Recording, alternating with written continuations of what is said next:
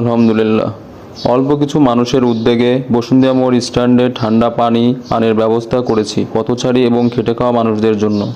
যদি কেউ শরিক হতে চান তাহলে 2 বা 3 বোতল ফিল্টারিং ওয়াটার দিতে পারেন, প্রতি বোতল মাত্র 30 টাকা।